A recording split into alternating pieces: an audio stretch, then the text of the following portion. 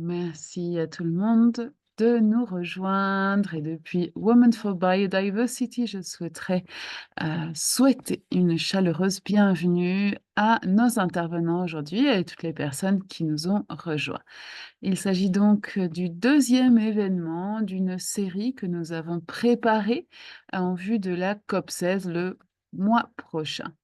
La semaine dernière, nous avons parlé de la perspective de genre et aujourd'hui, nous allons parler donc du cadre mondial pour la biodiversité.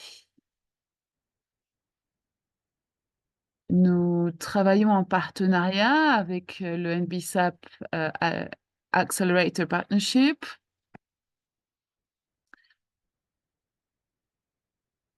et je souhaiterais remercier donc principalement les personnes de ce partenariat et donc l'Accelerator Partnership et de GIZ, ainsi que de, UN Women.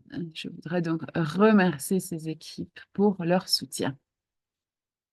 Alors avant de commencer, j'ai quelques suggestions, pour, toutes les personnes qui participent ici aujourd'hui. Donc le webinaire aura la traduction en français et en espagnol. Je vous encourage donc à cliquer sur l'icône du globe pour sélectionner la langue de votre choix. Je voudrais aussi donc remercier nos interprètes, qui font un grand travail, pour que nous puissions nous comprendre, qui ont travaillé avec nous depuis, déjà un moment. Merci beaucoup. N'hésitez pas à écrire vos questions et suggestions dans le chat et merci à bien veiller à ce que vos microphones et vidéos soient éteints.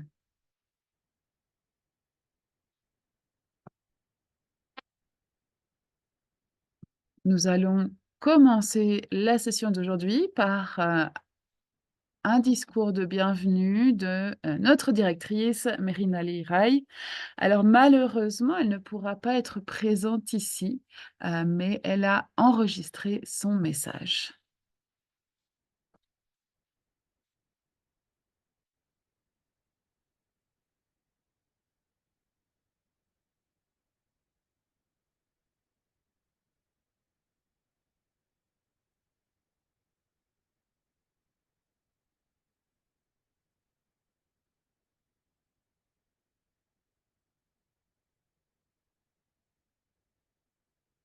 Alors bonjour, j'ai le plaisir de vous accueillir cette session d'information que nous organisons aujourd'hui avant la COP16 de l'ACDB qui aura lieu le mois prochain à Calais. Alors que nous mettons en œuvre le cadre mondial pour la biodiversité, Kunming-Montréal, il est essentiel de se rappeler que la perte de biodiversité, la dégradation de l'environnement n'affectent pas toutes les communautés de la même manière. Les femmes, peuples autochtones, communautés locales, groupes marginalisés sont souvent touchés de manière disproportionnée. Et ce sont toutefois des acteurs clés qui possèdent des connaissances et des compétences inestimables et essentielles à la réalisation des 4 objectifs et des 23 cibles du cadre mondial. Pour relever ces défis de manière efficace, nous devons veiller à ce que nos politiques en matière de biodiversité tiennent compte du genre et soient inclusives. Une planification de la biodiversité qui intègre le genre, c'est donc l'intégration d'une perspective de genre à chaque étape de nos stratégies environnementales. Il s'agit d'autonomiser les femmes et les filles, de garantir leur participation au processus décisionnel et de reconnaître leur rôle en tant que gardiennes de la biodiversité.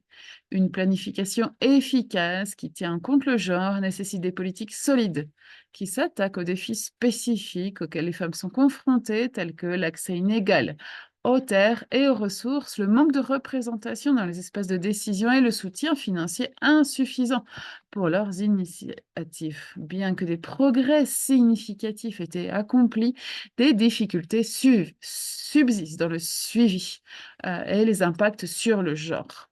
L'un des principaux problèmes est le manque de données ventilées par genre qui entrave notre capacité à suivre les progrès de manière efficace. Sans ces données, il est difficile de savoir si nos politiques font réellement progresser l'égalité de genre et les objectifs de biodiversité. En outre, de nombreux efforts de conservation menés au niveau local et communautaire ne sont pas reconnus ni documentés de manière suffisante. Ce décalage, cette lacune conduit à une sous-représentation des effets de la perte de biodiversité sur le genre et des contributions des femmes et des peuples autochtones. En adoptant des approches sensibles au genre, nous pouvons créer des politiques qui donnent plus de pouvoir aux femmes, aux peuples autochtones et à d'autres détenteurs de droits importants dont les moyens de subsistance et les connaissances sont souvent directement liés à la biodiversité. Les efforts de suivi et de reporting qui intègrent des données ventilées par genre nous permettront de suivre les progrès, d'identifier les lacunes et d'affiner nos actions de manière à promouvoir la conservation de la biodiversité et l'égalité de genre. Ensemble, donnons la priorité aux politiques et aux pratiques qui ne laissent personne de côté. Efforçons-nous d'atteindre ces objectifs du cadre mondial. Dans la perspective de la COP16, nous devrions aspirer à renforcer les mécanismes qui permettent une mise en œuvre du cadre mondial qui tienne compte du genre. Nous devons nous appuyer sur les progrès déjà réalisés en adoptant des politiques qui priorisent l'égalité de genre, en établissant des partenariats plus solides entre les gouvernements, la société civile, les organisations de femmes et en veillant à ce que la planification qui intègre le genre devienne une norme dans tous les cadres liés à la biodiversité. Lors de la COP16, nous devrions également nous efforcer de mettre en place des mécanismes plus robustes de suivi et de reporting sur le genre. Élaborer, entre autres, des méthodes normalisées de collecte de données ventilées par genre, d'encourager la collaboration entre les gouvernements et les communautés locales pour que les voix de tous et de toutes soient amplifiées et entendues. Et bien sûr, nous attendons avec impatience l'adoption de la méthodologie des indicateurs pour mesurer les progrès accomplis dans la réalisation de la cible 23. La planification de la biodiversité qui tient compte du genre n'est pas seulement une question d'équité, c'est un élément essentiel pour atteindre nos objectifs. Nous devons intégrer le genre dans tous les aspects de nos stratégies en matière de biodiversité. Surmonter les difficultés liées au suivi et au reporting et faire en sorte que notre travail aboutisse à des résultats tangibles et équitables à mesure que nous arrivons à la COP16, mais aussi au-delà. Ces efforts de suivi, de reporting avec des données ventilées par genre nous permettront de suivre les progrès, d'identifier les lacunes, d'affiner nos actions en matière de conservation. Ensemble, donnons la priorité à des pratiques qui ne laissent personne de côté pour atteindre les objectifs du cadre mondial. Alors malheureusement, je ne peux pas être avec vous aujourd'hui, mais j'espère vous rencontrer très bientôt à Cali. J'espère que vous apprécierez ce webinaire autant que les efforts que nous avons déployés pour l'organiser. Je profite de l'occasion pour remercier mon équipe qui a travaillé très dur à ce projet. Alors merci encore. Je vous souhaite une belle matinée, après-midi ou soirée.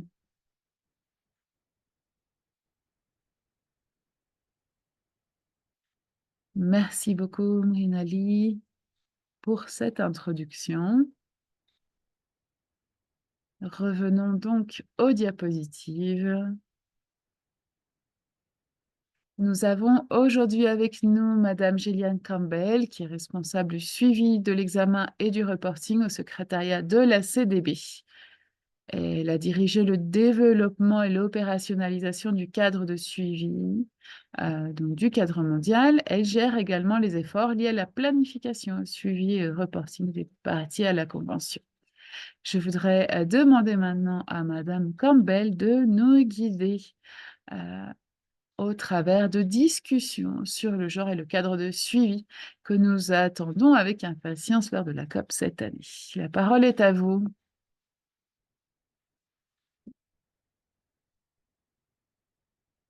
Bonjour tout le monde.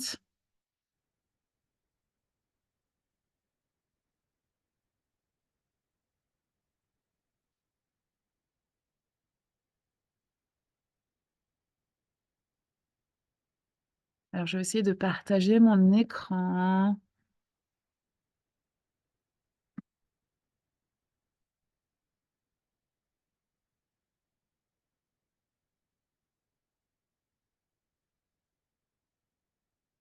Et nous allons regarder donc les pays qui sont engagés hein, dans la prise en compte du genre, pour les cibles du cadre mondial.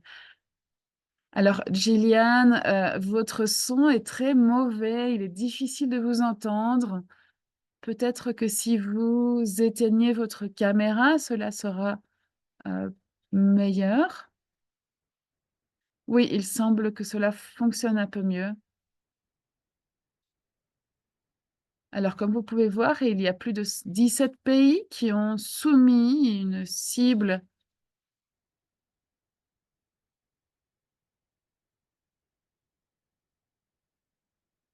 Vous pouvez voir que presque tous les pays ont soumis donc la cible 23. On voit 88, donc dans les cibles nationales, hein, c'est-à-dire une cible nationale qui est alignée avec la cible 23.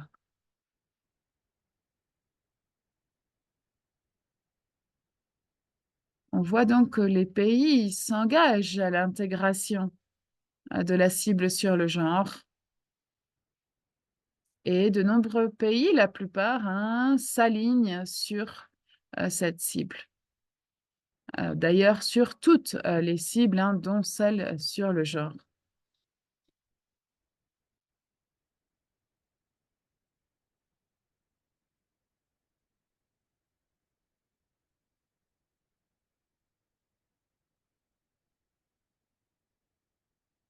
Et il faut donc être très vigilante pour bien voir que l'alignement sur la cible 23 continue à être effectif.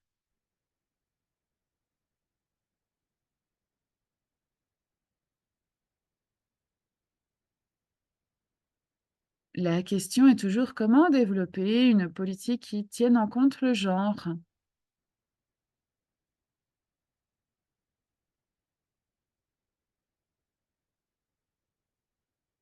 Nous avons donc développé une méthodologie binaire et la tech, hein, a émis une recommandation pour la COP16 de ventiler les données par genre.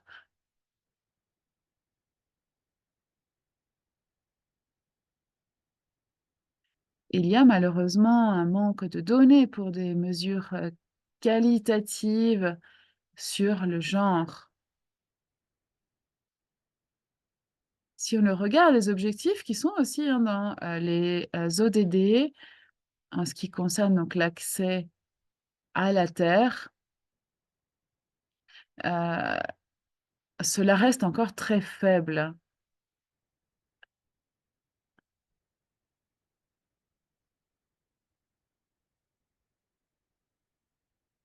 Malheureusement, par manque de données, il est très difficile de savoir, hein, si, donc il y a effectivement un accès à la terre de la part des femmes.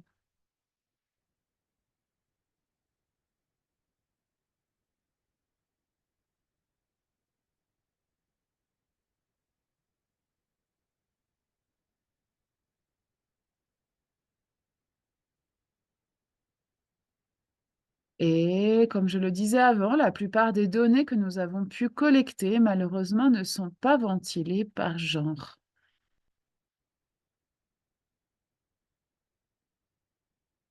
Il y a eu plusieurs recommandations pour la cible 23, dont un indicateur binaire intégré dans la méthodologie.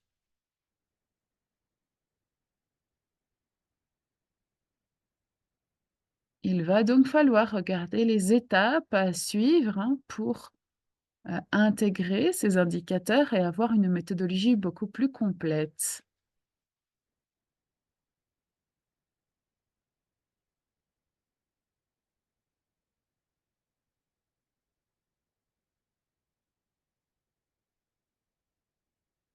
Donc les chiffres, hein, nous montrent bien qu'il y a un engagement de la part des parties. Nous devons continuer à travailler pour, approfondir cet engagement.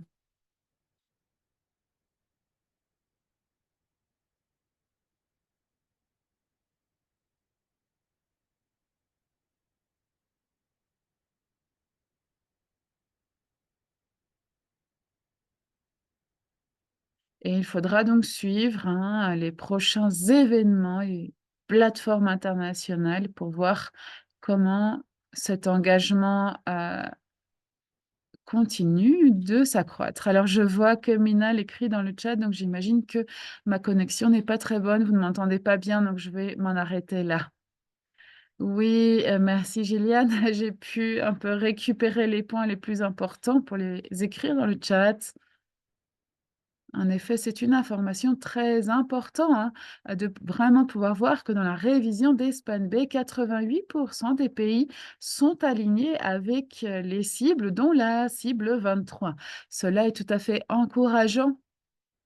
Et le webinaire d'aujourd'hui va vraiment regarder les manières dont certaines personnes ont réussi à donc aligner leur SPAN-B sur cette cible. Alors, avant de rentrer dans la discussion, j'aimerais rappeler brièvement le contexte de cette session. Euh, Nous savons tous que lors de la COP 15, les parties ont adopté l'objectif 23. Cela a fait suite à près de 100 décisions de la CDB depuis la première COP qui font spécifiquement référence au genre. Et le moment le plus important a été la COP 15 en 2022 avec 17 décisions prises.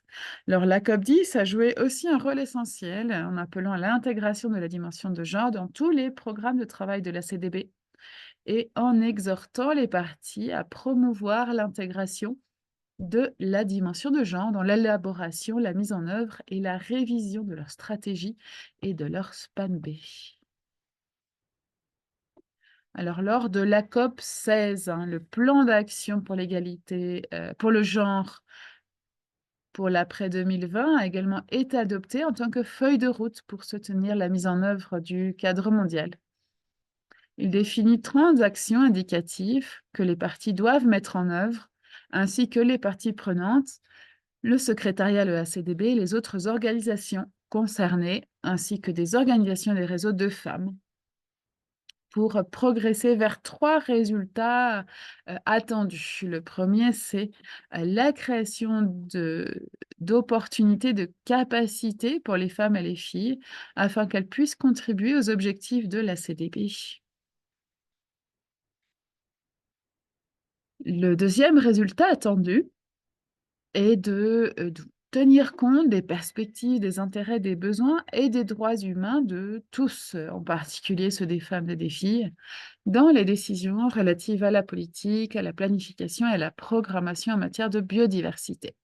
Et le troisième objectif, c'est la création de conditions favorables pour assurer la mise en œuvre du cadre mondial dans le respect de l'égalité, dans le respect des genres. Alors, le cadre de suivi comprend un ensemble d'indicateurs, hein, pour suivre les progrès accomplis dans la réalisation des objectifs et cibles.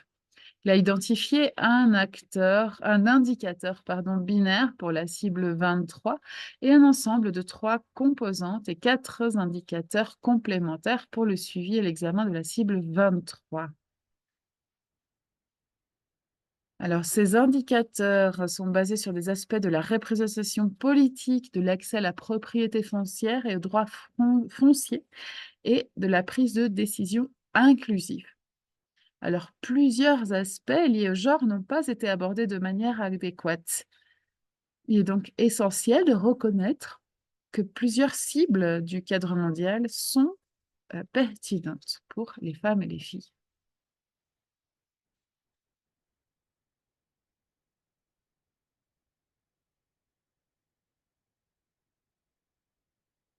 Alors, le SUBSTA a également pris note du processus de développement de la méthodologie de l'indicateur pour la mise en œuvre du plan d'action genre. Et nous avons collaboré avec les parties pour développer cet indicateur et nous espérons qu'il sera adopté à la COP 16.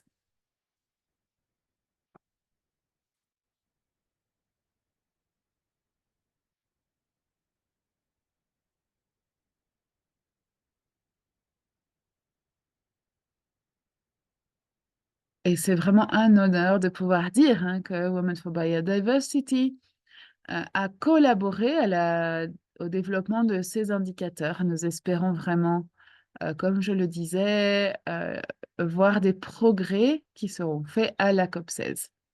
Cela dit, nous savons que plusieurs parties à la CDB ont abordé les questions de genre et de biodiversité au niveau politique et tentent de combler ces lacunes dans le cadre de suivi. Alors que les partis mettent à jour leurs priorités et objectifs nationaux en vue de préparer leur SPAN B, il est important de comprendre et de discuter de ces politiques et d'en tirer les enseignements clés pour la mise en œuvre du cadre mondial et donc de la dimension de genre. Il est également important de reconnaître les défis auxquels les partis font face concernant la collecte de données ventilées par genre, le suivi et l'examen pour mettre en œuvre le cadre de suivi en intégrant le genre. Ce webinaire vise à comprendre les efforts déployés par certaines parties pour élaborer des politiques qui intègrent le genre dans la planification et la mise en œuvre de la biodiversité, tout en reconnaissant les défis. Alors, je suis très reconnaissante de pouvoir vous présenter nos panélistes aujourd'hui qui ont donc rejoint cette session aujourd'hui pour parler de leur contexte et de la manière dont ils ont intégré la dimension de genre dans la planification de la biodiversité. Alors, je vais vous les présenter et je vais copier leur biographie dans le chat pour ne pas prendre trop de temps. Je voudrais tout d'abord remercier Winnie Marango qui travaille au soutien et à l'évaluation de la stratégie du plan d'action pour la biodiversité du Vanuatu, afin de l'aligner sur le cadre mondial. Nous avons Madame Amel Ibrahim, qui est point focal de la CDB pour le genre et la biodiversité au Soudan. Elle travaille depuis 9 ans au Conseil supérieur de l'environnement et des ressources naturelles. Nous accueillerons également Madame Patience Dounia, point focal genre, au ministère de l'Environnement et du Développement durable de la République démocratique du Congo. Elle sera accompagnée par Madame Nana Molo, chef de bureau, chargée des études, analyses et prospectives, et ancien point focal genre pour la RDC. Nous accueillerons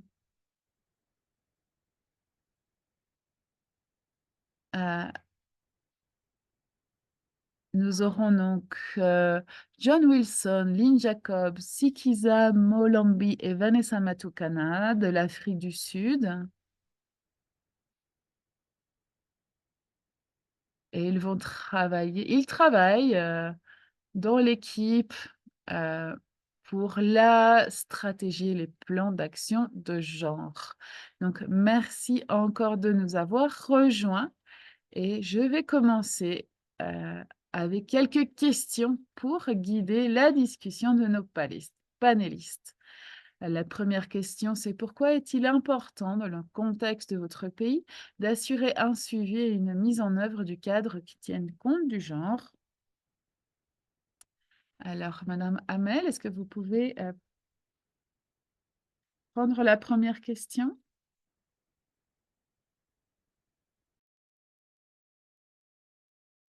Bonjour. Oui, Madame Amel, allez-y.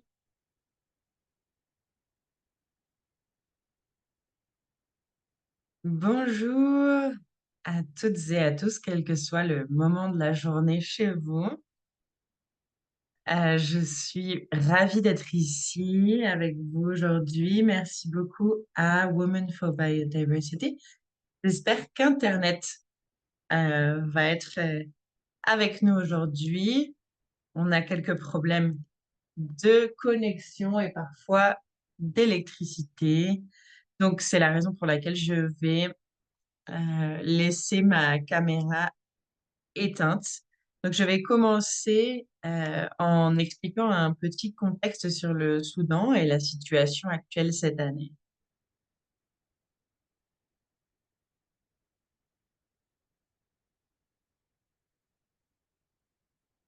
Oui, donc vous pouvez y aller, on vous entend très bien. Donc, officiellement, la République du Soudan est un pays au nord-est de l'Afrique, donc qui a des frontières avec la Libye, l'Égypte, le Tchad, l'Éthiopie, l'Érythrée, le sud du Soudan et la République centrafricaine. Donc, c'est plus de 50 millions de personnes en 2024 qui vivent au Soudan. Et donc, la zone euh, recouverte par le Soudan fait plus d'1 million de kilomètres carrés. C'est l'un des pays les plus grands après la RDC et l'Algérie. C'est un pays riche en biodiversité,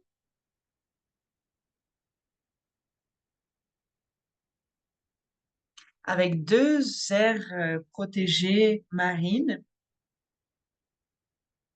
4 aires protégées dans le désert.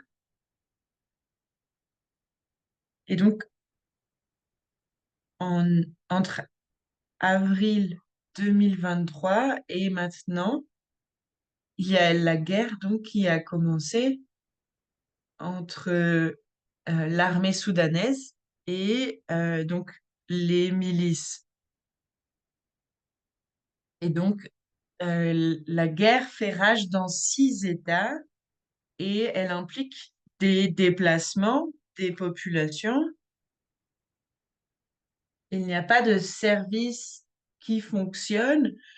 Il est impossible de s'occuper des ressources naturelles et de les gérer, et la nature est détruite par la guerre. Est-ce que vous m'entendez bien? Oui, on vous entend. On vous entend très bien.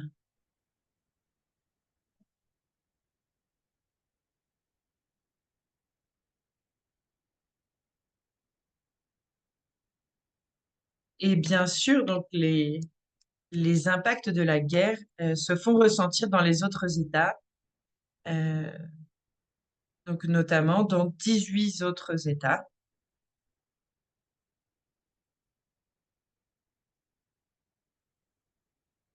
Et donc, nous pensons que la conservation de l'environnement peut contribuer donc à la conservation, peut contribuer à la paix à travers donc la création de ressources économiques.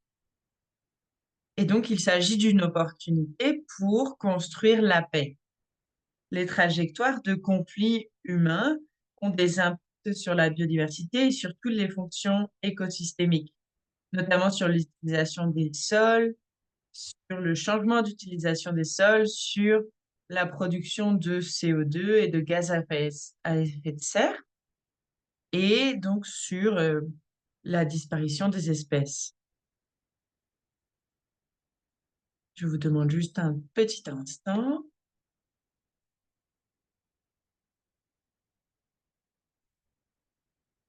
Donc, dans la gestion des ressources naturelles pour la paix,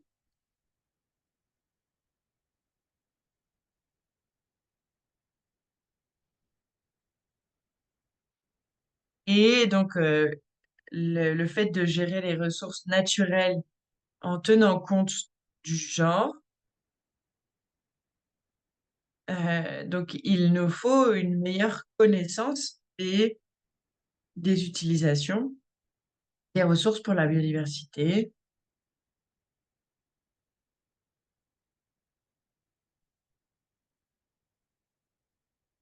Et donc,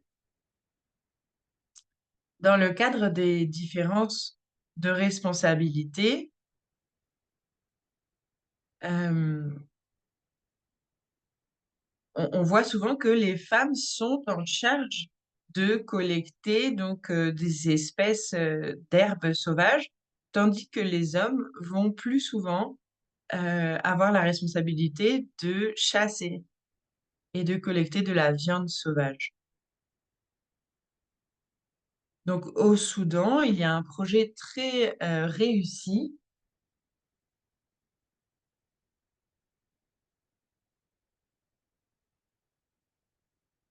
L'interprète ne peut pas continuer. Donc, je pense qu'Amel a perdu sa connexion.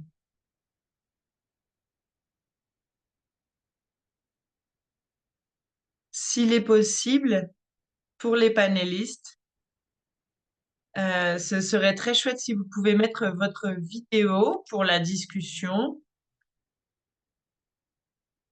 Et maintenant, je voudrais inviter donc les panélistes d'Afrique du Sud à répondre à la première question, qui est donc pourquoi est-il si important dans le contexte de votre pays d'assurer un suivi et une mise en œuvre du cadre qui tiennent compte du genre? Bonjour à toutes et à tous, merci beaucoup pour cette opportunité. Euh, du fait de l'histoire en Afrique du Sud de discrimination de genre et de discrimination raciale, il est essentiel de promouvoir l'inclusivité.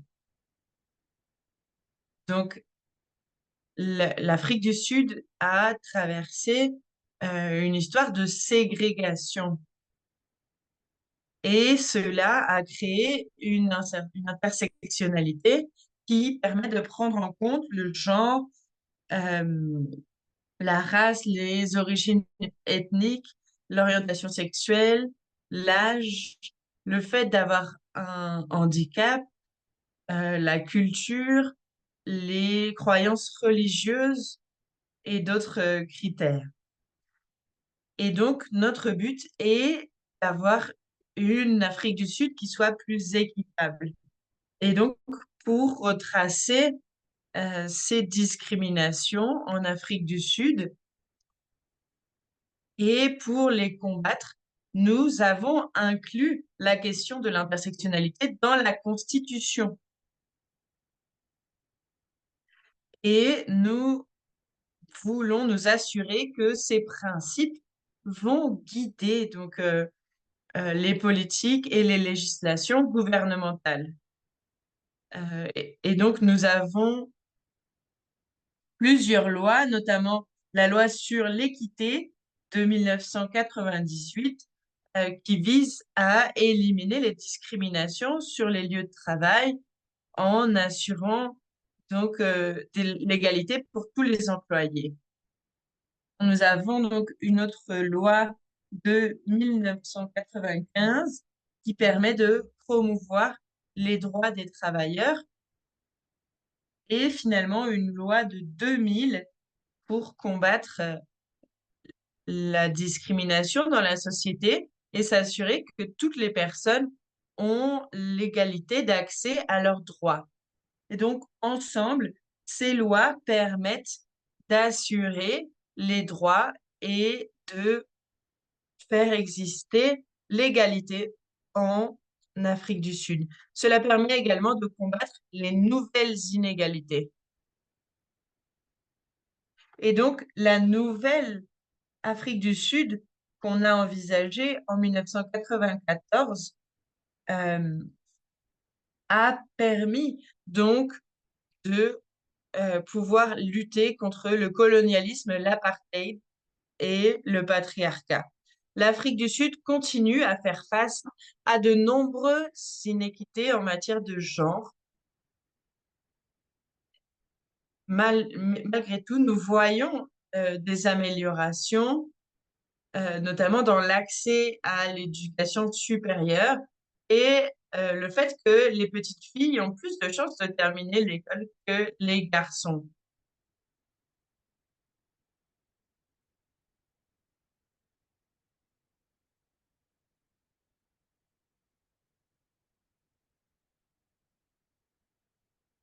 Et donc, nous voyons ces pourcentages d'inclusion dans l'éducation qui augmentent. Euh, Par ailleurs, donc, les cadres de suivi responsables en matière de genre permettent d'assurer que l'application des politiques permettent d'assurer le progrès social et la croissance économique pour toute l'Afrique du Sud. Par ailleurs, l'État ne va pas discriminer directement ou indirectement qui que ce soit sur n'importe quelle base. Merci beaucoup. Merci infiniment. Est-ce que je pourrais inviter Miss Winnie à répondre à cette question? Donc, pourquoi est-il important dans le contexte de votre pays d'assurer un suivi et une mise en œuvre du cadre qui tiennent compte du genre, donc au Vanuatu?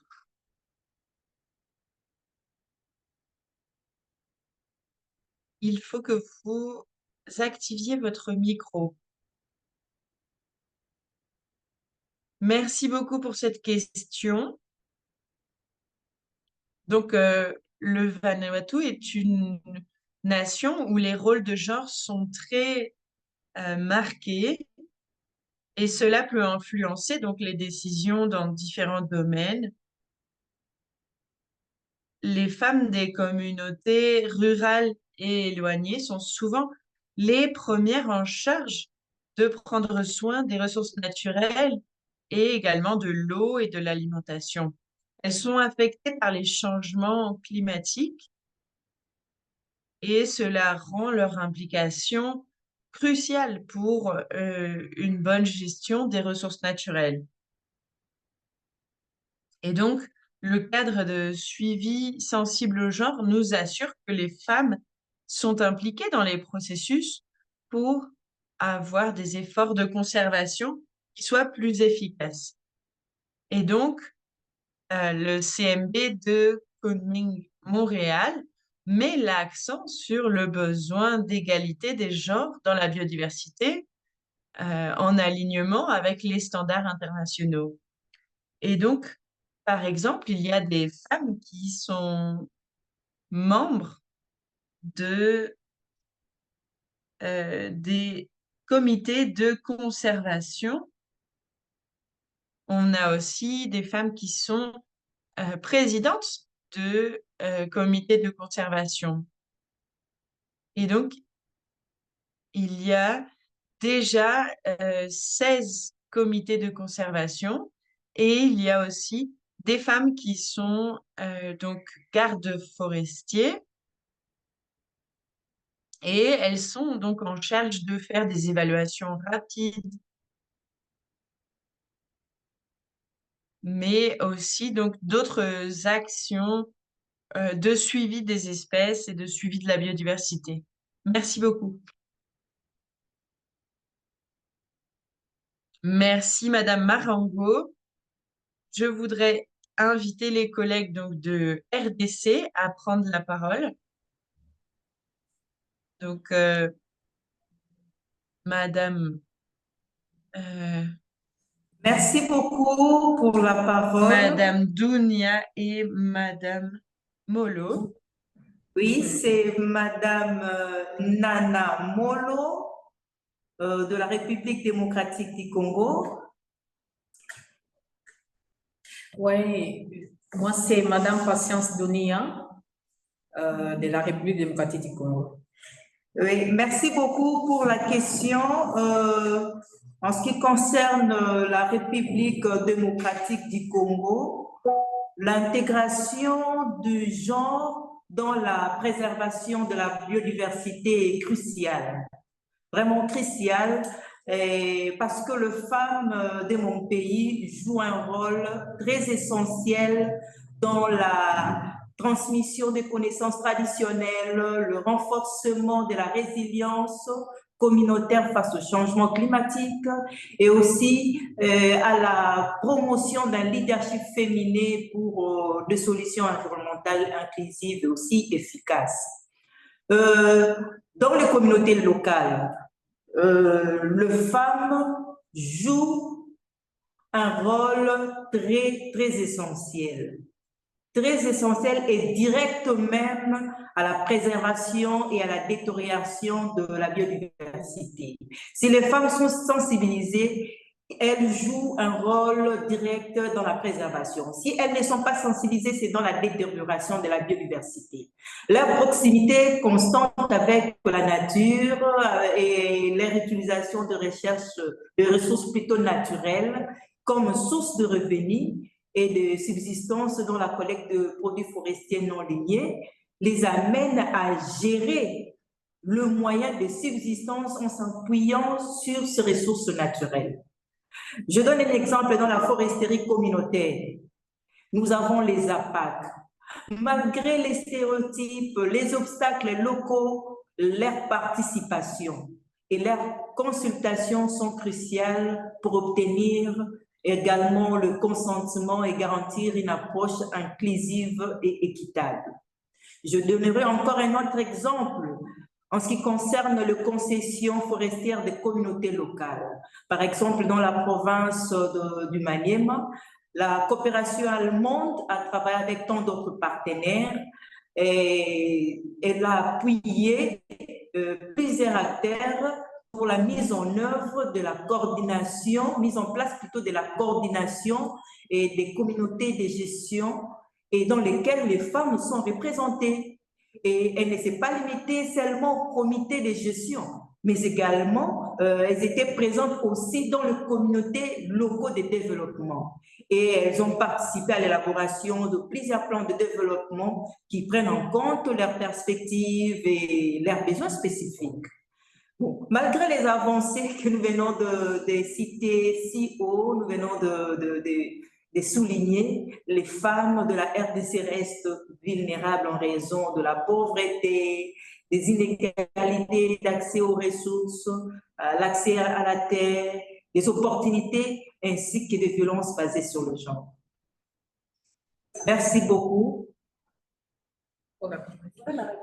Merci.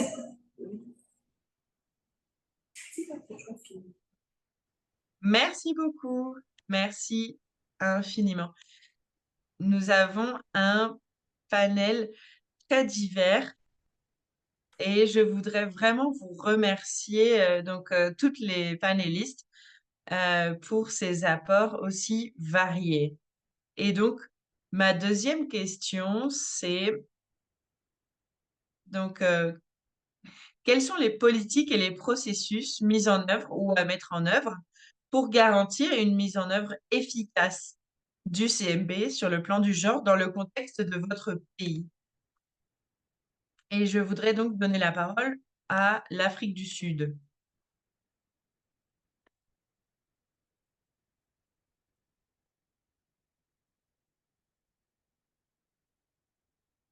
Oui, bonjour.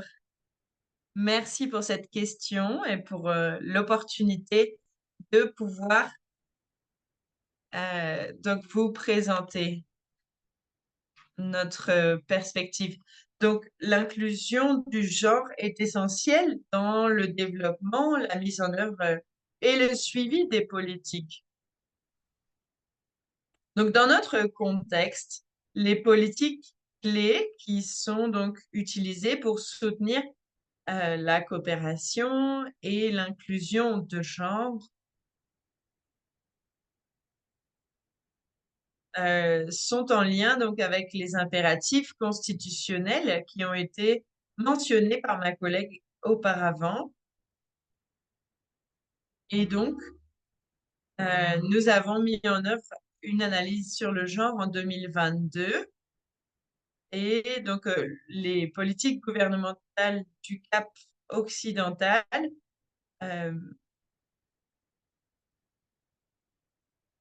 ont donc permis d'évaluer la sensibilité au genre des différentes politiques existantes et de aussi s'assurer donc qu'elles prennent bien en compte les droits humains. Et donc, cela a permis de déterminer si ces politiques sont neutres en matière de genre, si ces politiques sont aveugles en matière de genre ou responsables en matière de genre ou bien transformatrices en matière de genre. Et donc, cela nous a permis également de développer des lignes directrices sur le genre, pour la planification sur le genre et pour pouvoir transversaliser ces questions dans les politiques publiques.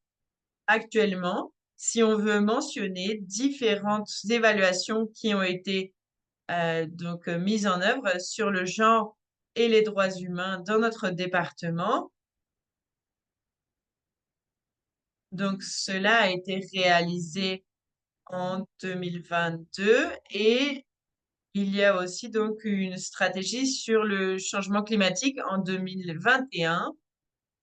Et donc, l'unité en matière de gestion de la biodiversité a aussi fait un plan stratégique en 2022. Et donc, nous appelons ce plan un plan provincial stratégique pour la biodiversité. Et donc, cela prend en compte toutes nos analyses précédentes et montre que nous avons donc un plan et une vision quand on le regarde qui est neutre en matière de genre.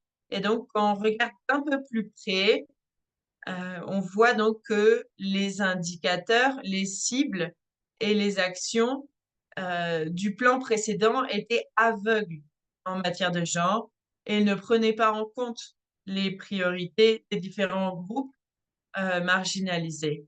Et donc, le résultat, c'est que nous avons des plans qui ont été donc responsables de discriminer de manière indirecte certaines populations euh, de notre province. Et donc, nous avons mis en œuvre un certain nombre de recommandations dans le plan provincial stratégique.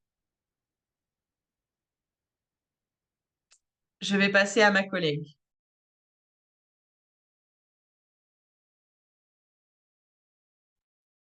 Alors, bonjour tout le monde, hein, merci encore, j'apprécie vraiment le travail que nous avons pu faire ensemble.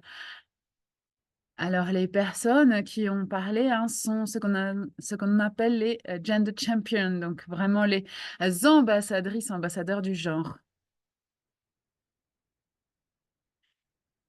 Alors, on a mentionné cette analyse des lacunes. Il y a donc plusieurs phases hein, de cette analyse. Regarder les politiques, leur portée, leurs impacts en termes de genre. Puis ensuite, nous faisons une révision de la littérature, des sources pour essayer de comprendre la sensibilité et la dimension de genre hein, dans les différents agendas. Alors, un des obstacles est que il est difficile d'avoir accès à des données concernant le genre. Alors, nous avons avancé un peu dans l'obscurité car il est assez difficile hein, d'obtenir ces informations. L'idée était vraiment d'avoir une image, hein. Alors, j'espère que ma connexion marche bien, des fois ça coupe un peu. Donc ensuite, avoir vraiment une image générale et puis ensuite de regarder donc les différents acteurs clés. Donc voilà un peu, l'analyse, que nous avons faite. La phase suivante était donc l'analyse de ces politiques et je pourrais dire qu'il y a une quatrième phase. Car la quatrième phase, c'est vraiment ce qui donne vie, hein, à cette analyse. Donner vie à ces recommandations et véritablement mettre en place le changement, que nous souhaitons voir. Alors comme nous avons peu de moyens, nous le faisons au niveau de notre organisation de la communauté pour l'instant.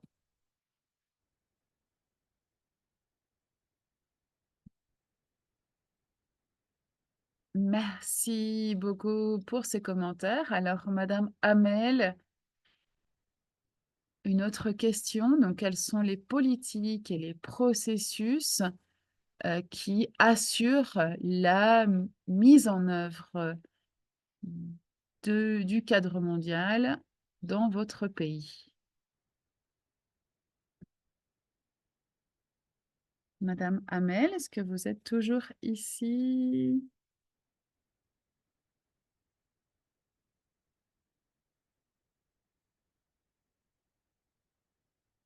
Alors votre micro est fermé.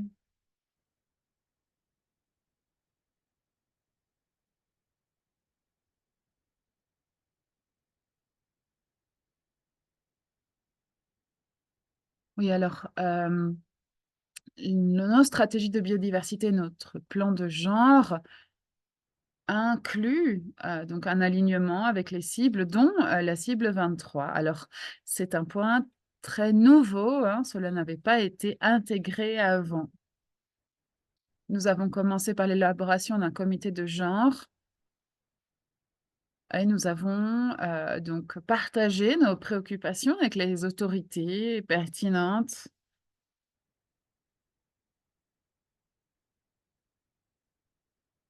Et lors de la prochaine phase,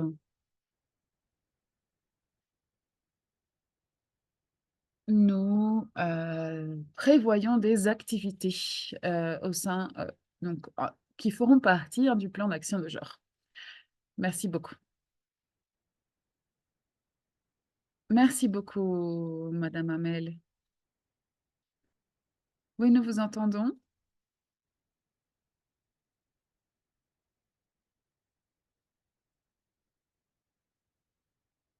Alors, passons à Madame Mahango concernant donc les politiques au Vanuatu.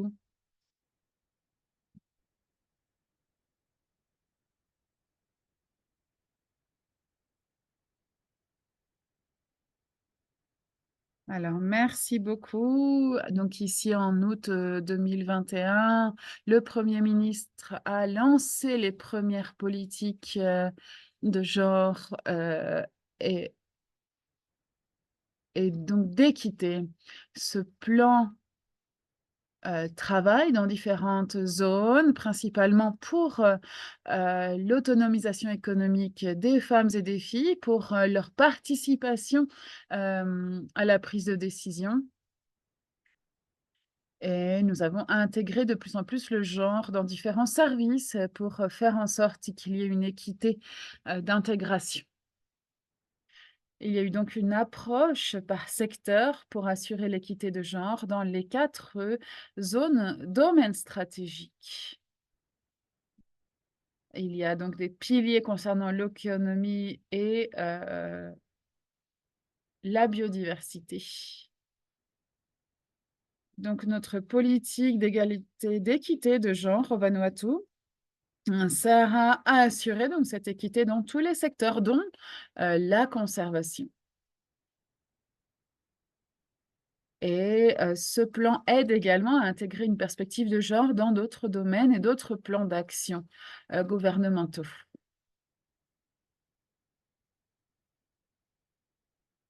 Cela permet d'assurer que le rôle des femmes et des filles dans la conservation est reconnu et soutenu dans toutes les activités liées à la conservation de l'environnement.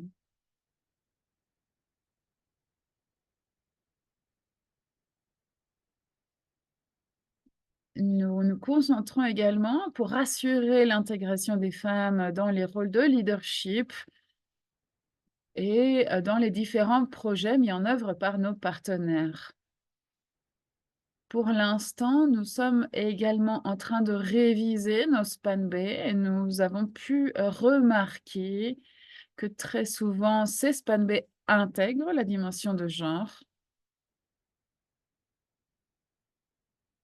Et nous avons développé de nouveaux objectifs et cibles pour le genre, donc en alignement avec la cible 23. Et nous continuons à travailler au sein du SpanB pour continuer à intégrer les considérations de genre dans la mise en œuvre de ces SpanB. Merci beaucoup. Merci beaucoup, Madame Mahango. Je souhaiterais appeler nos collègues de JACI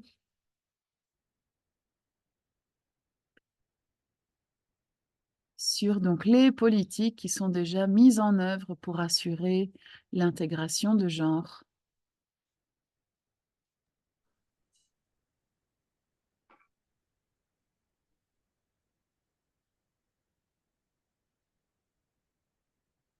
Demande si c'est la RDC. Demande si c'est la RDC. Oui, s'il vous plaît, c'est la RDC.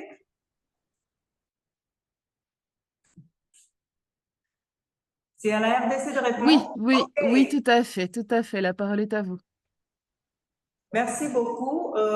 Par rapport à la politique, nous disons que il y a la loi sur la parité homme-femme et il y a tant d'autres initiatives qui soutiennent l'égalité de genre, qui renforcent la participation et la prise de décision de femmes dans tous les secteurs, qui régulent même l'exploitation des ressources naturelles et protègent les écosystèmes fragiles avec une intégration croissante des perspectives de genre dans la conservation de la biodiversité, et il y a même des accords internationaux. Bien que de politiques comme la loi forestière et la loi sur la conservation de la nature commencent à intégrer les éléments de genre pour une participation équitable de femmes, des défis subsistent en tout cas en matière d'autonomisation, notamment en termes d'éducation, d'opportunités économiques et de prise de décision. Il est impératif de renforcer les efforts visant à promouvoir l'autonomisation de femmes, à combattre les discriminations et à assurer leur pleine participation pour un développement durable et inclusif en RDC. Je dirais que dans le cadre de la prise en compte du genre dans le processus et politique du ministère de l'Environnement et du Développement durable, depuis de cette année qui vient de commencer, nous avons fait une évaluation sur l'intégration du genre dans les politiques, dans les stratégies, le programme et projets du ministère de l'Environnement et du Développement durable. Et cela a été mené en collaboration avec le 21 point focal ou auxiliaire genre du ministère de l'Environnement. Et c'était dans le but de faire le point sur la situation actuelle de cette intégration. Le résultat de cette évaluation nous révèle que la prise en compte du genre était inefficace dans certains politiques, dans certaines stratégies, programmes et même projets, parfois même peu explicites dans d'autres documents. Pour donner suite à ces constatations, et il y a même à d'autres recommandations, un guide d'intégration du genre a été élaboré. Et c'est là, bien sûr, avec la collaboration de ces 21 points focaux du genre de notre ministère. L'initiative, c'était avec la direction d'études et planification et avec le membre de la cellule du genre de notre ministère. Ces guides dont je viens de faire allusion présentement nous donnent l'avantage d'autoriser les auxiliaires genre, donc le point focal genre, à influencer l'intégration du genre dans chaque direction du ministère de l'Environnement, en incluant bien sûr leur participation lors de l'élaboration de politiques et stratégies et voire même programmes du ministère de l'Environnement. Et il contient également, comme je l'ai dit tantôt, des recommandations spécifiques à certains acteurs internes du ministère de l'Environnement et même des actions à entreprendre pour faciliter l'intégration du genre dans ces processus et même des activités internes du genre, ainsi que dans l'actualisation et même dans la conception de politiques, stratégies et programmes et projets, parce qu'il y a beaucoup de stratégies qui sont en cours d'élaboration. En ce qui concerne les activités, il est essentiel de renforcer vraiment les capacités des acteurs à tout niveau, afin d'améliorer la compréhension du genre, parce que la compréhension du genre elle-même pose problème.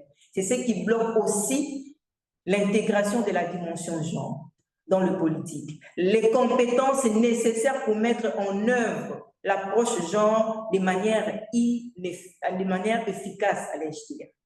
Nous pouvons également souligner que nous avons 21 auxiliaires genre. Déjà, la présence de ces 21 points focaux genre ou auxiliaires genre au sein de notre ministère, c'est un avantage qui va nous permettre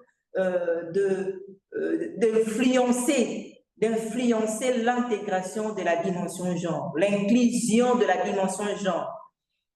Et c'est aussi une façon de responsabiliser ces points focaux à collecter les données sur la prise en compte du genre à l'interne tout comme à l'externe. Voilà, ce sont là quelques éléments que nous pouvons donner la RDC quant à la politique, le politique et le processus de mise en œuvre. Merci beaucoup.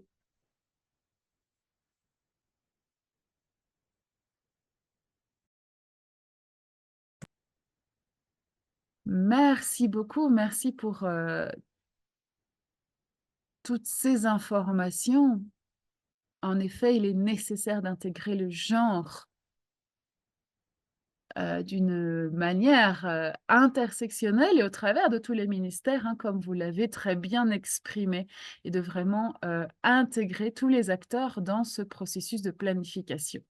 Vous avez parlé brièvement de certains défis que vous avez rencontrés. Et j'aimerais maintenant que nous puissions en entendre plus sur ces défis concernant la mise en œuvre et le reporting, hein, donc l'élaboration des rapports. Et j'aimerais aussi, comme question, vous demander quelles sont les solutions que vous avez pu trouver à cela. Alors pour ces questions, je souhaiterais appeler tout d'abord Madame Morango. Quels seraient donc les défis auxquels vous avez été confrontés, hein, dans le suivi, le reporting, et quelles sont les solutions que Vanuatu a pu trouver pour cela?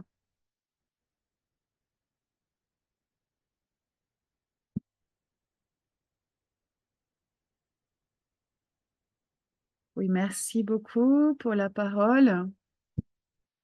Alors avant tout, donc un des premiers défis est l'accès à des données ventilées par genre. Ce peu d'accès à ces données rend assez difficile de pouvoir véritablement évaluer la contribution des femmes et des filles. Par exemple, notre span B antérieur, comme je l'ai dit avant, hein, ne considérait pas la dimension genre. Et il est très difficile pour nous de pouvoir faire un suivi, hein, donc, de la contribution des femmes et des filles, et également, dû aux normes sociales qui existent ici. Il est très difficile, hein, d'in de véritablement donner la voix aux femmes, et cela rend plus difficile, bien entendu, l'intégration de la dimension genre dans le SPAN B.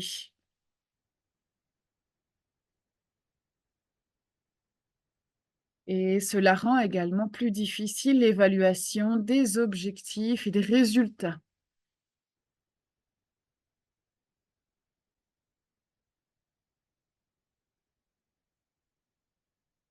Pour répondre à ces défis, nous pourrions développer des systèmes qui permettent un accès à des données ventilées par genre,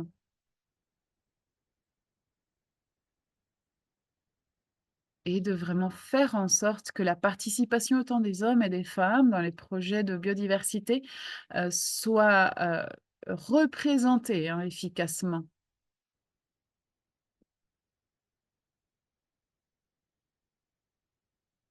Et cela nous permettra aussi d'aller au-delà des défis posés par les normes culturelles.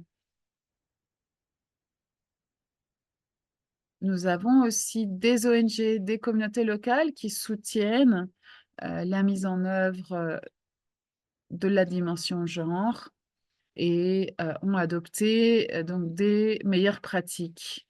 Une autre solution serait que d'encourager, hein, les femmes à participer aux différents organes de décision concernant la conservation et la biodiversité.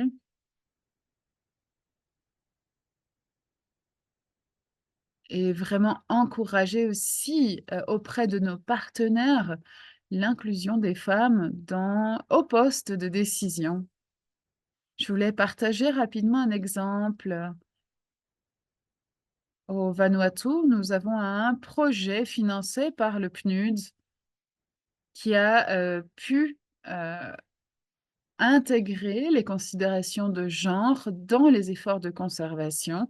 Cela inclut donc des évaluations d'inclusion de genre pour pouvoir informer et guider les activités du comité et assurer que les femmes, les jeunes et les groupes marginalisés ont des opportunités égales de participer et de bénéficier de ces initiatives. Je souhaiterais donc terminer en soulignant vraiment le rôle essentiel de ces approches qui intègrent le genre. C'est un rôle qui permet au Vanuatu, en tout cas, de vraiment, heu, faire des progrès dans la réalisation des cibles. Bien entendu, il y a encore beaucoup de travail à faire, hein, et je voudrais vraiment encourager un soutien continu aux initiatives de genre et une collaboration également, continue avec nos partenaires et nos alliés. Et nous souhaiterions aussi, continuer à trouver des subventions, des ressources financières pour la mise en œuvre, du cadre mondial dans nos SPANB. Merci beaucoup. Merci madame Orango. Je vais donc poser la même question à madame Hamel, hein. Quels sont les défis dans, l'évaluation, le suivi et le reporting et quelles sont les solutions à ces défis que vous avez pu trouver? Alors, je crois que la connexion de madame Hamel ne fonctionne pas bien. Je vais donc appeler mes collègues de, la République du Congo, s'il vous plaît. Est-ce que vous pourriez répondre à ces questions? Oui, merci beaucoup pour la question. Euh, Actuellement, il est complexe d'aborder la question des suivis genre au sein du ministère de l'Environnement en RDC, car il est fréquent de constater un manquement à intégrer les aspects genre dans de divers rapports produits par le ministère de l'Environnement. Et cela ne sous-entend pas que les données n'existent pas, mais plutôt que ces aspects sont souvent négligés lors des rapportages. Et il est crucial de sensibiliser régulièrement nos autorités et de renforcer les capacités des agents du ministère de l'Environnement en matière de genre et de son importance. Lors des réunions, les intervenants évoquent souvent l'intégration de la dimension genre à travers la participation des femmes aux activités. Mais évaluer l'impact de ces actions sur les femmes dans les contextes de la biodiversité pour documenter leur contribution demeure difficile. C'est un domaine où les points focaux genre n'ont pas encore pleinement pénétré. Mais toutefois, avec l'aide des guides de la stratégie élaborée, nous prévoyons établir un réseau des points focaux pour se soutenir mutuellement et se renforcer à quand des besoins et afin de garantir une réelle intégration du genre au sein du ministère de l'Environnement, tout en collaborant avec le ministère du genre pour veiller au respect de la politique nationale sur le genre et bénéficier de leur expertise. Nous envisageons également de collaborer avec des ONG des femmes qui mettent en œuvre les activités aux côtés des femmes au niveau local pour assurer cette inclusion et recueillir les succès de cette intégration du genre au sein des communautés. Voilà un peu quelques réponses par rapport à la question.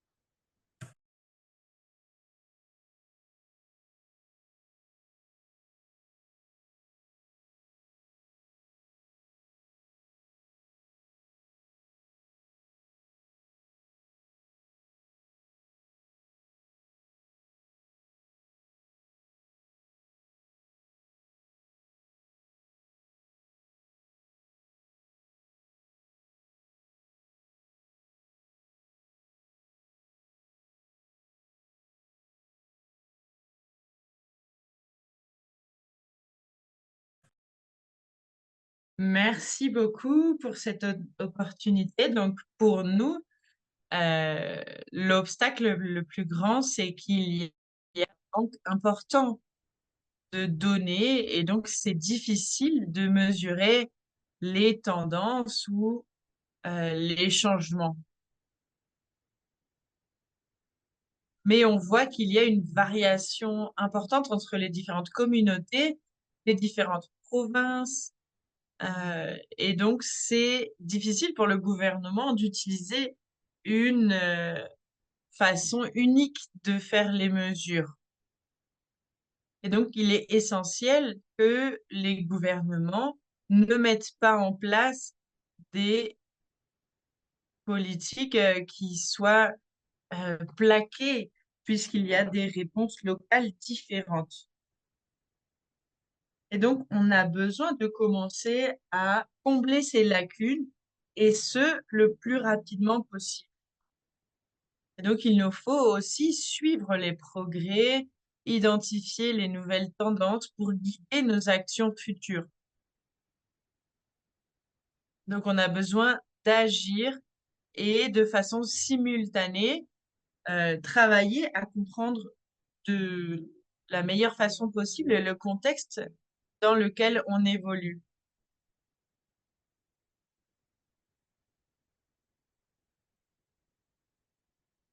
Et donc, il y a un besoin d'affiner les processus qui vont nous permettre d'avoir du contexte pour le développement des politiques. Et donc, il nous faut aussi un système pour donc soutenir les professionnels qui travaillent sur le développement des politiques.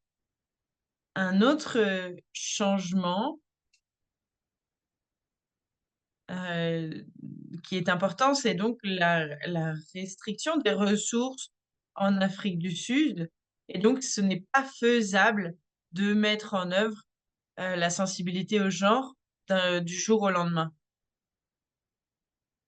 Et donc, en faisant des ajustements progressifs et en affinant notre approche de façon progressive, on a des progrès sur le temps.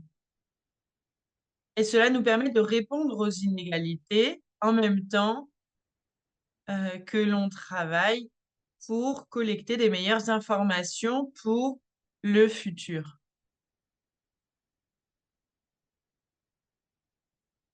Et donc, cela nous permet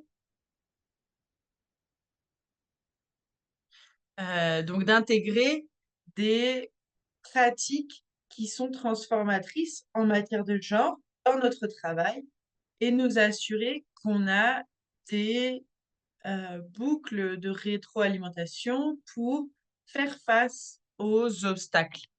Je voudrais aussi donc donner la parole à mon collègue John pour complémenter ma réponse. Donc juste pour répondre un petit peu sur la question des bonnes pratiques, donc il y a toute la question des services qui sont apportés dans les communautés avec des grandes préoccupations. Donc, il y a beaucoup de sensibilité en matière de genre. Et donc, on travaille avec les officiels qui travaillent avec les communautés et les sensibilités communautaires. On a été guidé par des experts là-dessus. On est vraiment sur un chemin d'apprentissage pour appuyer ces officiels et s'assurer donc que ces agents de l'État soient formés en termes de genre. Et donc, pour vous donner plus de compréhension sur ces sujets, on a tout d'abord un bloc de formation sur la meilleure compréhension des sensibilités communautaires. Et ensuite, il y a toute la question du suivi. Et donc, à travers cela, on essaye d'encourager des meilleures relations. On sait qu'il y a beaucoup de méfiance de la part des communautés, puisque les relations n'ont pas toujours été très bonnes avec les agents de l'État. Et donc, cette fois-ci, on essaye de proposer de nous faire confiance en disant qu'il va y avoir un résultat différent. On a aussi donc des traductions dans les différentes langues et en langue des signes. Donc, on essaye de s'assurer que les personnes puissent communiquer de façon libre. On essaye aussi d'améliorer les communications qui sont donc descendantes et celles qui sont ascendantes. Donc, depuis les communautés vers les personnes qui prennent les décisions. On essaye aussi donc de former les différents ensembles de parties prenantes et d'établir des communautés de pratique. C'est un peu ce qu'on propose avec ce guide. Donc, pour contextualiser l'apport de services. On a aussi donc les questions de changement de politique. Il y a beaucoup de politiques publiques qui sont très, très bonnes, mais qui sont très difficiles à comprendre. Donc, on essaye de faire de la formation sur le renforcement des capacités et aussi de rationaliser les questions de chevauchement entre les politiques et puis de travailler donc sur les savoirs traditionnels. Il y a donc aussi tous ces impératifs constitutionnels sur l'égalité qui ne sont parfois pas traduits de façon concrète. Donc, on a sûrement beaucoup besoin de travailler plus là-dessus. Donc, on n'est pas des experts sur le genre, mais on fait ce qu'on peut et c'est un travail progressif qu'on espère donc améliorer avec les années. Merci infiniment. Donc, on avait des questions pour l'Afrique du Sud et je crois que vous y avez déjà répondu sur la question du suivi, du cadre de suivi pour savoir si ces lois sont applicables en Afrique du Sud. Et je pense que vous avez bien mentionné donc la boucle de rétroalimentation et les politiques que vous mettez en œuvre. Et donc également les actions que vous êtes en train de mettre en place. C'est une très bonne question. Et je pense que c'est aussi une question à laquelle il est difficile de répondre car il nous manque des informations. Effectivement, il nous manque des données ventilées par genre. Donc, on a le plan de stratégie pour la biodiversité au niveau provincial qui inclut des indicateurs sur le genre. Et je pense que c'est assez léger. Il nous manque une compréhension plus détaillée des inégalités. Et donc, il nous faut aussi une participation plus active pour continuer donc à faire ce suivi. Les gouttes pratiques, les bonnes pratiques, pardon, sont aussi donc liées à la mesure de tous les éléments des droits humains et notamment l'inclusion du genre. C'est quelque chose qui est en cours d'émergence. C'est sûrement notre prochain domaine de travail. Donc, j'espère qu'on aura une réponse plus consolidée à cette question bientôt. Merci beaucoup. Et je pense qu'on a Madame Hamel maintenant. Donc, si vous souhaitez répondre à la dernière question, donc, quels sont les défis qui se posent en matière de suivi et de reporting sur la prise en compte du genre dans l'ensemble du cadre et quelles sont les solutions émergentes qui sont employées?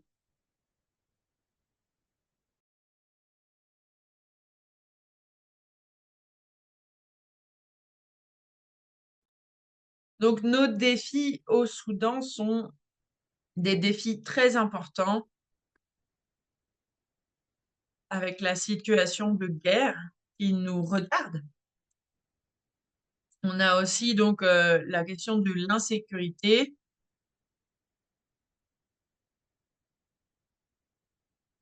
Donc, il y a seulement 12 provinces qui peuvent être considérées comme sécurisées.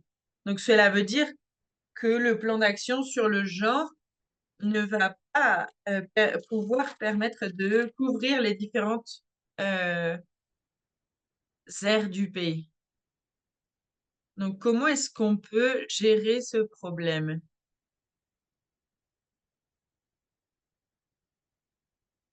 Donc, bien sûr, on ne peut pas gérer les ressources naturelles dans ce contexte. Merci.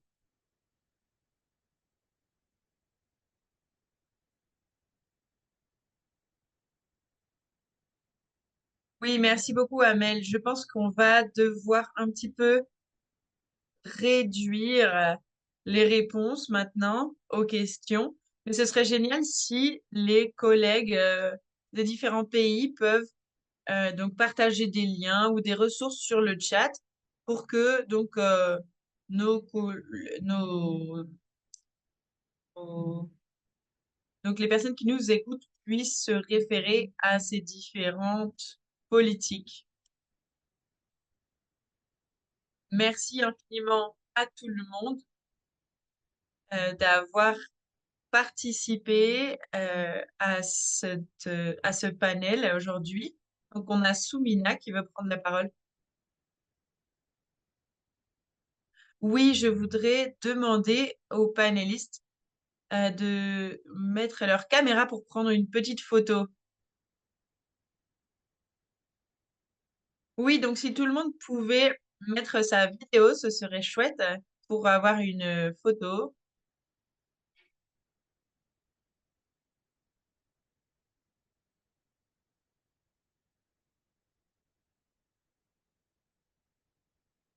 On va essayer de notre côté d'éteindre le fond d'écran pour que tout le monde puisse apparaître de notre équipe.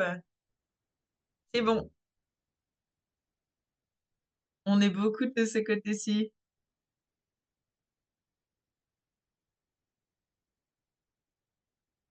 Donc, donnez-moi quelques secondes. Alors, on fait notre meilleur sourire. Merci beaucoup.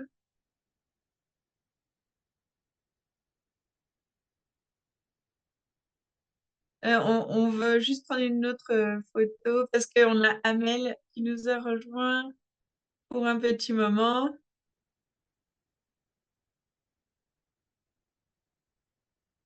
Et je prendrai une dernière photo à la fin du webinaire. Merci beaucoup. Donc, euh, pour la clôture de cet événement, on a notre collègue Wengue Nirongo et je voudrais lui demander de faire la clôture. Merci infiniment d'être là avec nous. On sait donc que vous avez travaillé pour qu'il y ait beaucoup de politiques qui puissent être mises en œuvre par les États parties. Donc, on vous donne la parole maintenant. Merci infiniment, Minal, de nous avoir invités. Ça a été un plaisir de travailler ensemble pour la préparation de ce webinaire. Et je voudrais donc remercier toutes les personnes qui sont intervenues aujourd'hui du Soudan, du Vanuatu, de la RDC, de l'Afrique du Sud et les remarques d'ouverture qui ont été proposées par Tina et Gillian. Et aussi de te remercier infiniment, Minal, pour la modération de ce webinaire. Je pense qu'on a beaucoup entendu de points communs dans la conversation aujourd'hui. Donc, le principal, c'est que donc les femmes sont des interlocutrices essentielles avec les ressources et la biodiversité, et malgré tout, elles ont beaucoup de difficultés pour participer et s'impliquer. On n'a pas une participation suffisante des femmes ou alors une participation suffisamment effective. Et donc, on a besoin de renforcer l'intégration de l'égalité de genre et la biodiversité qui est pour l'instant très limitée. Et je pense que donc la question des données désagrégées a aussi été beaucoup mise sur la table aujourd'hui, que ce soit au niveau international, au niveau national ou au niveau des différentes provinces. Et donc, il y a beaucoup de choses, malgré tout, qui se passent sur le terrain pour faire face à ces différents défis. Donc, merci infiniment et félicitations pour tous les exemples qu'on a entendus aujourd'hui et donc, pour ONU Femmes. De notre côté, je voudrais juste dire donc que actuellement dans notre travail, on a la 6e commission sur le statut des femmes qui a été donc réalisée en 2022 avec des grandes conclusions très encourageantes, notamment donc le paragraphe 62 qui inclut de nombreuses recommandations sur ces différents sujets, donc comme accordés par les États membres à l'Assemblée générale des Nations unies. L'autre chose, c'est que donc si vous souhaitez vous impliquer, donc on a un programme qui a pour ambition de produire des données ventilées par genre. Et donc le programme s'appelle Women Count,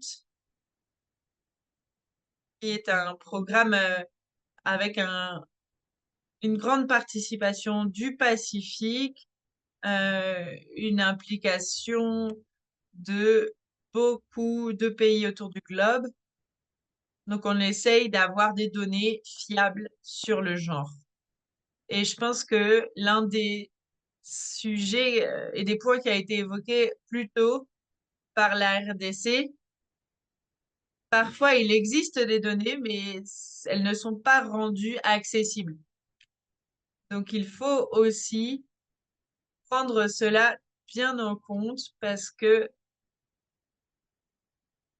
on a besoin aussi de rendre accessibles les données qui ont été collectées dans le passé.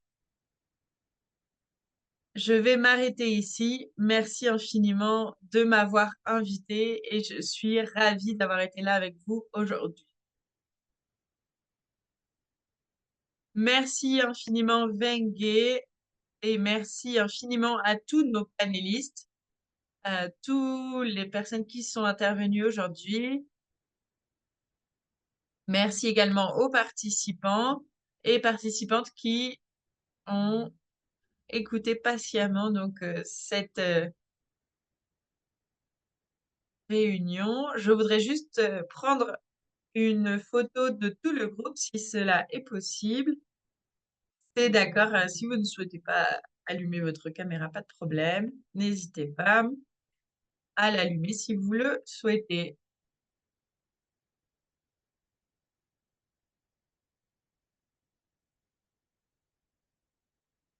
Parfait, merci beaucoup. Donc, je vais juste dire 1, 2, 3 et donc on sourit à 3. Une petite photo de plus. 1, 2, 3. Merci. Merci beaucoup, Soumina. Merci beaucoup aux interprètes, à toute l'équipe. Merci à tout le monde. Donc, on espère vous voir à la COP 16.